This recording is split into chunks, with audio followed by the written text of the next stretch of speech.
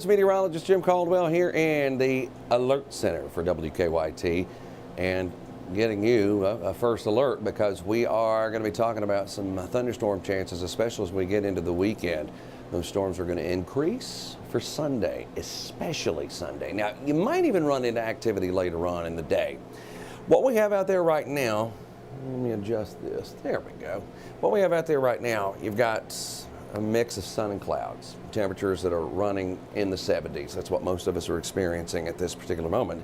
That's going to leave us a pretty easy little jump to get into the 80s.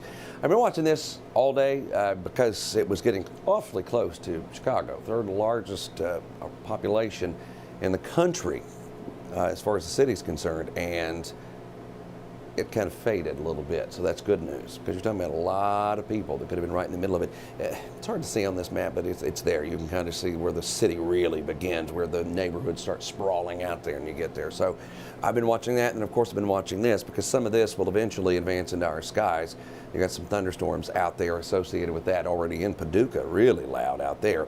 There's a marginal risk of severe weather that slices through parts of our area. Most of us are not in that, but you get down into Jamestown, Russell Springs, Monticello, all included in on today's severe weather threat, which is marginal. Now, as we get into Sunday, going into Monday, big system's going to be tracking in here, okay? You got a big low. It's going to be bringing in some gusty winds out ahead of it. So you'll notice that. It's going to be windy before the storms ever get here on Sunday. That will drive in here, and as it does, your severe thunderstorm chances will increase significantly, especially toward the afternoon and evening hours here. That's the timing that I'm thinking right now. Winds, 70 miles per hour plus. Large hail, at least golf ball sized, and a few tornadoes. And remember the wording I just used, a few tornadoes.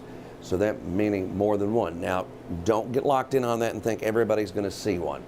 It's anywhere in that zone, but especially, I'll show you the best zone in a minute where the enhanced risk is currently located. I'll get to that here. Just let's run through this hour by hour. And I'm going to show you the actual placement of these thunderstorms too. So we go through the rest of the day. Here comes that shot of rain later on tonight. That's 7 o'clock in the evening. We get some thunderstorms developing, and they continue through the area on very saturated ground. And all that does is continue to add to the other issue that I'm concerned about, which is localized flash flooding and flooding. This takes me back, and I think I mentioned this yesterday during this live stream. This takes me back to 2004 when we had multiple tornadoes reported across Kentucky from about the 21st through the 31st of the month, okay? We got into Memorial Day weekend. We had catastrophic flooding that also came through in eastern Kentucky, tornadoes touching down all around many counties. So we had all of this that came together. During that span, we had 17 confirmed tornadoes. There were like 360 plus nationwide from the 21st through the 31st, so a lot. But just the weekend alone, just that Memorial Day weekend, it was like 160 some. I mean, just incredible. So the pattern leading up to this, we've talked all about the severe weather in Iowa, the tornadoes again today up there. It just reminds me a lot of just the overall feel. It's not exactly the same kind of setup, but you get what I'm saying. Now look at this. On Saturday evening, Saturday night, we end up with some more thunderstorms. This has a very small potential and a very short window to go severe, but it could do it across parts of our area. You could see some of those thunderstorms move in that might pulse up to severe levels. But again, the main attraction is Sunday. Watch this. Here comes this cluster. See that? It's impressive, right? Well, let's move ahead just a couple of hours. 4 o'clock, digging deeper. Look at the temperature difference right here. This is one of those rapidly cooling events, and when you get those, they can really push that strong gusty wind out even harder, faster. That's what I'm concerned about here. It's almost like, not necessarily, but very close to a derecho situation where you could get those winds out and away from it. That's what's coming because you get that rapid cool down and those winds, boom, they push out. 80s to the east of that. Let's go a little deeper. You see 4:45, 5 o'clock. And I'm not convinced this is the exact line for this or the way the path flows. It could be a little bit more toward the south. That's what I'm leaning toward in my head.